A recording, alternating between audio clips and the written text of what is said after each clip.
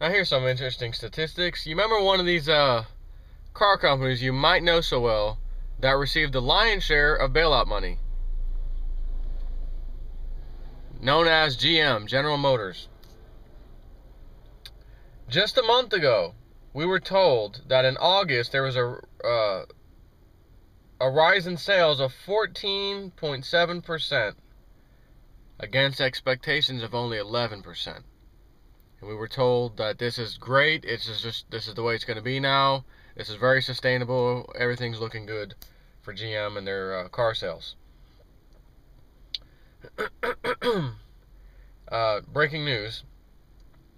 GM September vehicle sales fall 11%, estimated to only fall 4%, but it really fell 11%. Inventory is now up to 82 days from 64 days. Obviously in climbing. So again, this is one of those companies we bailed out. Another company, the same company, went to China and opened up shop over in China. Now these numbers I'm reading you, I don't believe that has anything to do with China. I believe that's strictly to do with local USA sales. However, if it did include China, that would be freaking awesome. Just to rub salt into the wound, to say we gave these bastards money forcefully. We didn't give them. I hate using the word give. We gave them. We didn't give them. The government stole our money and gave it to third parties, from banking institutions to places like GM and not Ford, Chrysler motor companies.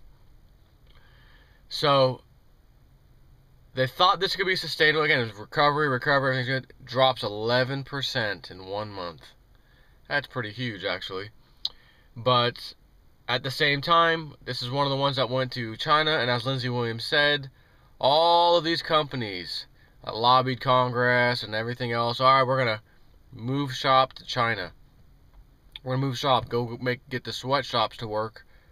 We don't have to pay benefits, we don't have to pay pensions, we don't even have to pay a decent salary.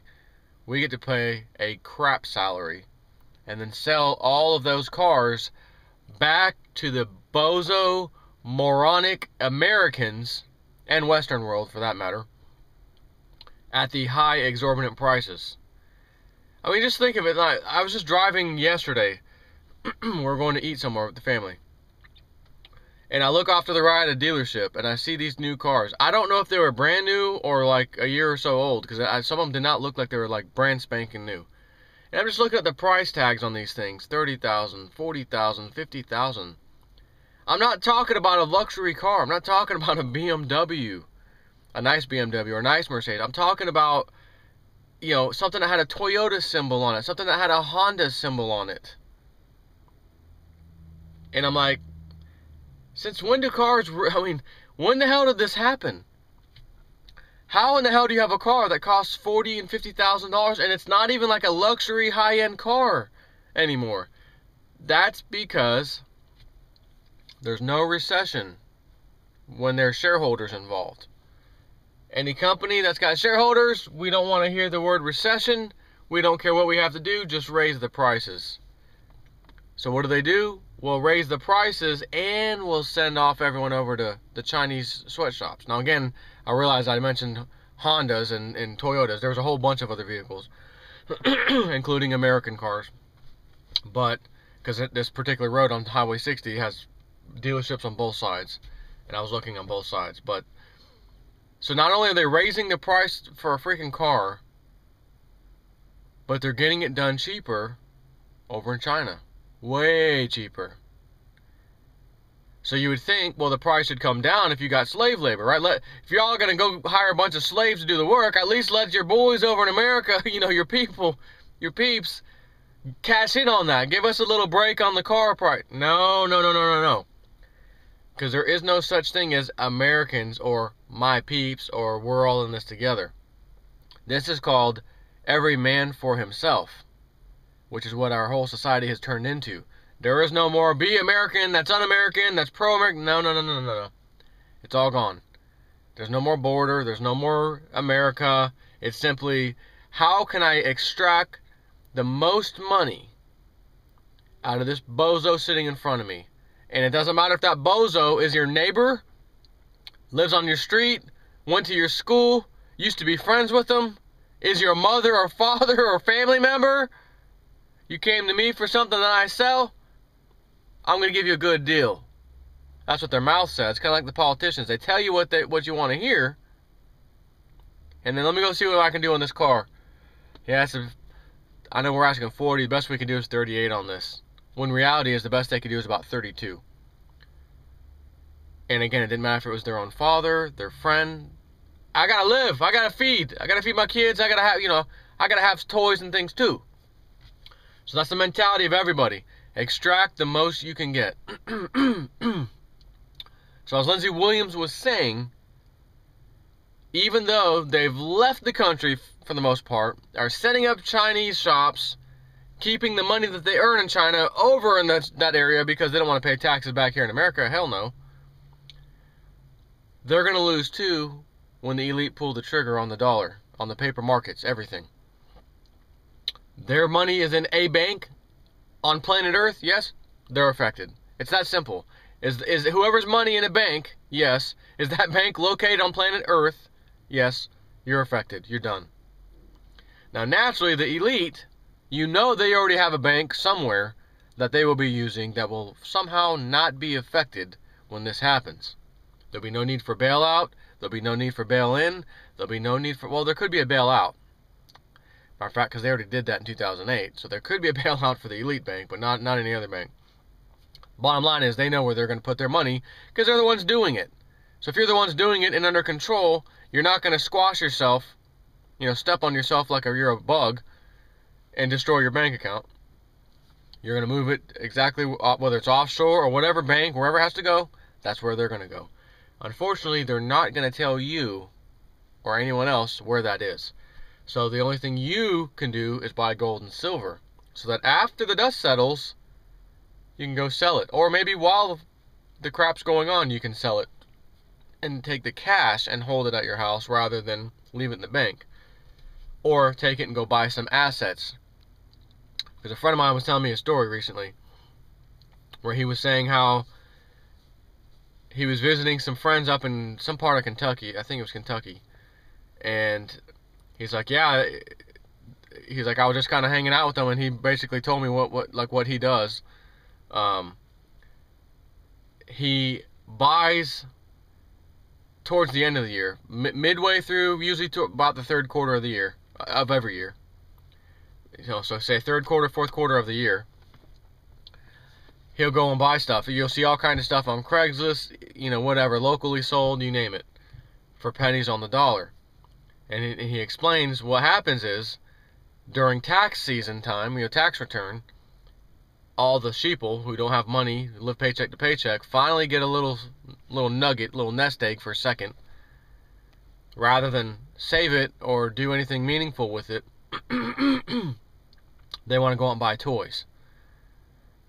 And by around halfway sometimes through the year, or usually around that third quarter, up, paycheck to paycheck again, had this toy, can't afford the toy anymore, we need money to pay bills, we need money for this and that, gonna have to sell my toy. Unbeknownst to them, everybody else with that same sheeple mentality, which is a lot of people, are doing the same thing. Didn't realize it would happen to them either, yet it's just a little cycle that continues every year, and no one really pays attention unless you're the one buying. So all these four-wheelers and jet skis and boats, whatever it is, these guys go and get for pennies on the dollar. They sell it off to this guy. It's better than what the pawn shop would give them, because the pawn shop wants to rape and pillage like you can't believe. They want to give you a loan that they know you can't pay back, so that all they did is give you a tiny percent of what your thing is worth, and then, you defaulted because you couldn't pay the loan back, it's now ours. That's what the pawn shops want. So this is better for another individual to just buy it outright for you for pennies on the dollar, which is better than what the pawn shop would give you. And the cycle continues. So that's the society we deal with. And that's how most people, because in all fairness, the person who lives paycheck to paycheck, who doesn't have anything, who looks around them and sees everyone else with stuff, they want to be human too, right? They want to be part of the club. They want to be part of society too. So it's natural to say I've been working my butt off for slave wages, don't have nothing to show for it, end of the year, beginning of the new year, get tax return, finally get some money in our hands, we get several $1,000s. Again, rather than save it and do something meaningful, they've been working their whole lives this way. It's time for me to get something for myself, and I can't blame them.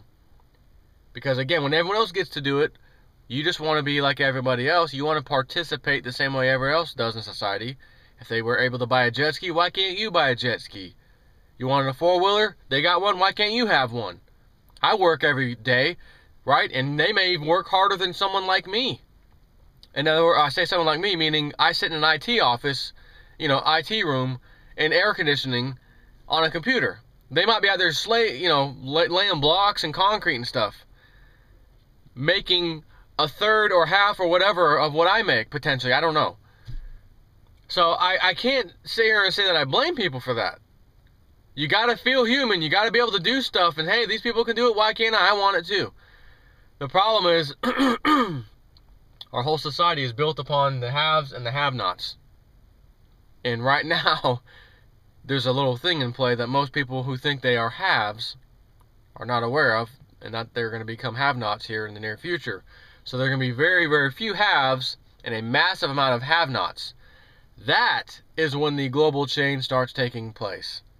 Because when you have the have-nots, which will include the middle class, upper middle class, lower middle class, the whole middle class becomes have-nots with the original have-nots, you have a massive amount of have-nots who will then all of a sudden rise together because now it finally affected them. See, before, when most people were middle class or that sort of thing, well, I'm not going to worry about it. It's not affecting me. I let them deal with that. You can protest. I'm fine. My family's fine. Don't bother me. Stop sending me stuff on Facebook.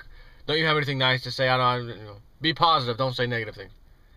When all that goes away, and all those people who said that crap on Facebook, oh, leave me alone. I don't want to hear that. Think of something positive. When they're the ones back on Facebook saying, hey, we need to do something about this. Hey, that means they're affected finally. But the good news is so many people will be affected that change will come. Because when the majority of people have an issue, a mass majority of the people have an issue, there's no way the tiny minority is going to keep things the way they are for them and their benefit only. Not going to happen. Anyways, take care.